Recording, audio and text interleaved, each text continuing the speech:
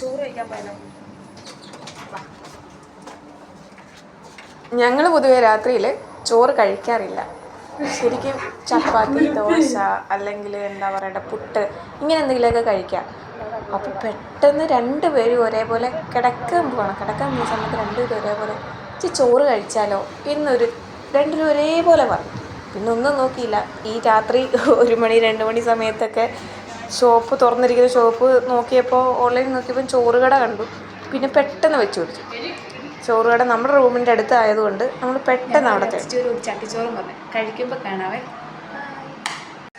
അങ്ങനെ ഞാനൊരു ഇറച്ചിച്ചോറും അവളൊരു ചട്ടിച്ചോറുമാണ് പറഞ്ഞത്. കട്ട വെയിറ്റിലാണ് കേട്ടോ. അതിൻ്റെ കൂടെ ഒരു മോരൊക്കെ കൊണ്ടുവന്നു. അപ്പം ഈ മോര് സംഭാരമൊക്കെ കുടിച്ച് ഞങ്ങളിങ്ങനെ വെയിറ്റ് ചെയ്തിരിക്കുമ്പോഴത്തേക്കും എനിക്ക് അച്ചാർ വന്നു, ചമ്മന്തി വന്നു, റൈത്ത വന്നു, അതിൻ്റെ കൂടെ ഇതാണ്ട് ഇറച്ചിച്ചോറും വന്നു.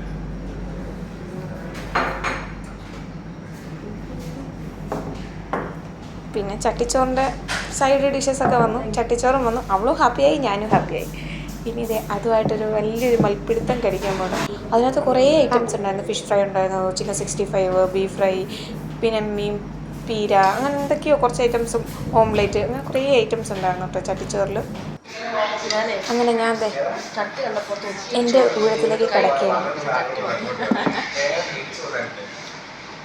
എനിക്ക് ശരിക്കും ഈ ഇറച്ചിച്ചോറ് കഴിച്ചപ്പോൾ എനിക്ക് കിട്ടിയ ഫീൽ എന്ന് വെച്ച് കഴിഞ്ഞാൽ, ആലപ്പുഴയിൽ അവിടെ എന്താ ബിരിയാണി അല്ല, ഈ ഇറച്ചിച്ചോറ് ഞാൻ ഒരു വട്ടം കഴിച്ചിട്ടുണ്ട്.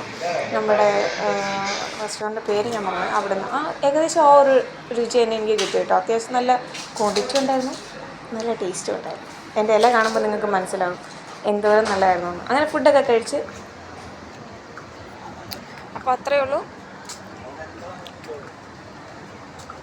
രാത്രി യാത്രയില്ല. Good night.